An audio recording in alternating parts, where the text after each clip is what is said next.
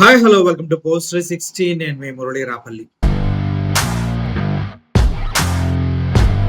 పిఠాపురం వర్మ పిట్టలు పట్టుకో అది నీ కర్మ అంటూ ఉన్నారు ప్రజలంతా.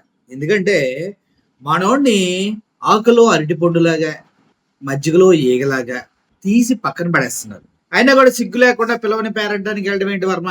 గతంలో నువ్వు ఎమ్మెల్యే అన్న విషయం కూడా మర్చిపోయి అసలు బుర్ర దొబ్బిందా ఏంటిది అంటూ చాలా మంది ఎద్దేవా చేస్తున్నారు. ఎందుకంటే వర్మ గారికి కొద్ది కూడా సిగ్గు సెరా లేవు. మరి ఇంత దిగజారిపోయాడేంటి? పిలవని పేరండానికి వెళ్ళి పోలీసులతో చిచ్చి ఎలిబా అనిపించుకున్నాడు. అంతకన్నా దరిద్రం ఏమన్నా ఉందా అని వార్తలు వస్తున్నాయి. అవునా నిజమా అని నేను సెర్చ్ చేస్తే పాపం పోలీసులు వర్మని వద్దు మీకు పర్మిషన్ లేదు వెళ్ళిపోండే, వద్దు మీకు పర్మిషన్ లేదు వెళ్ళిపోండి అని తోచేస్తూ ఉన్నారు. అదేంటి ఇది అన్యాయం అనేసి వర్మ గారు చివరికి పోలీసుల పక్కన ఇసిరి నూకారనమాట. ఇది ఎక్కడ జరిగింది?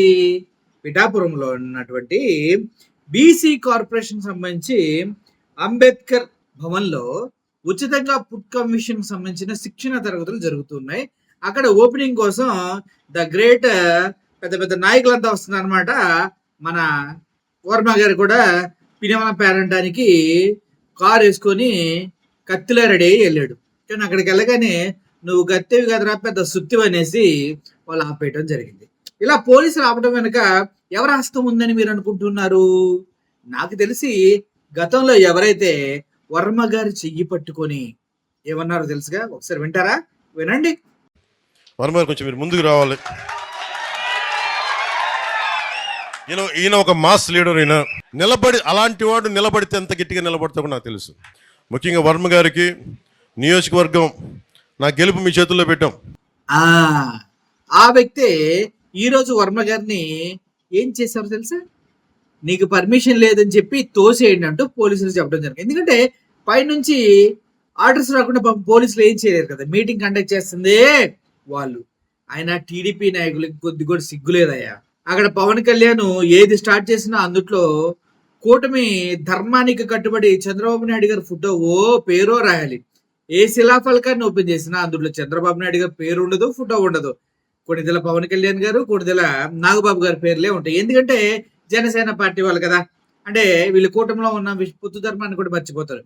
అయినా సిగ్గు లేకుండా మాది జనసేన పార్టీయే అనేసి టీడీపీ వాళ్ళు నాకుంటా తిరుగుతూ ఉంటాడు. చివరికి వర్మని మెడపట్టి బయటకు గెంటేసిన పోలీసులు అన్నా కూడా వర్మ కూడా సిగ్గు లేకుండా దులుపుకునే ఏం కాదులే పోతాం, మనం తోసేసిన తర్వాత మనం మాత్రం ఏం చేస్తాం అంటూ వెళ్ళిపోతూ ఉన్నారంట.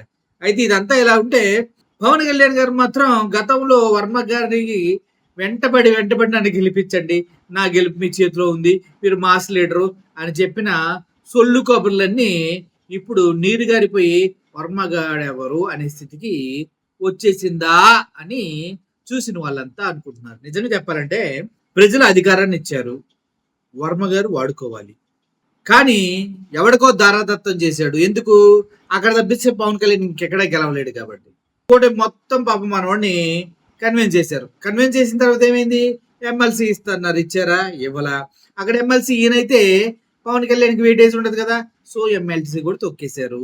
చివరికి ఇప్పుడు ఏ ఈవెంట్లకు పిలుస్తారా, ఎక్కడికి పిలవకపోతే నేనేమైపోతానా, ప్రజల్లో నా పరపతి ఏమైపోయింది, అసలు నేను బ్రతుకున్నట్టా లేదా అని ఆయనకే డౌట్లు వచ్చి పిలవని పేరంటానికి పోలో అని ఎగేసుకొని వెళ్తున్నాడు. కాబట్టి ఈ వీడియో చూడండి ఎలా తోసేస్తారు ఒకసారి.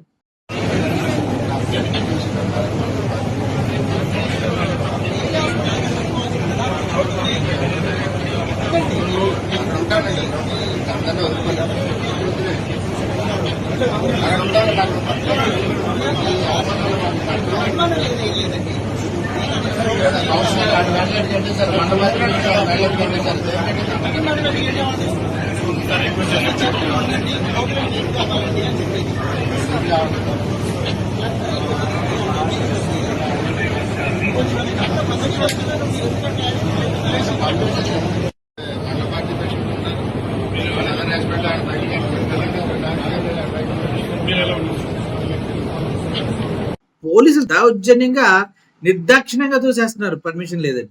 చూశారు కదా, ఇది వర్మ గారి పరిస్థితి పిఠాపురంలో. నమ్మి ఎవడికి నెత్తి మీద కూర్చోబెట్టుకోకుండా భయ్యా, తొక్కితే పాతాళంలోకి వర్మ పోయినట్టు పోతారు. వర్మ రాజకీయ భవిష్యత్తే చాలా ప్రశ్నార్థకంగా మారింది. అర్థమైందా మీకు?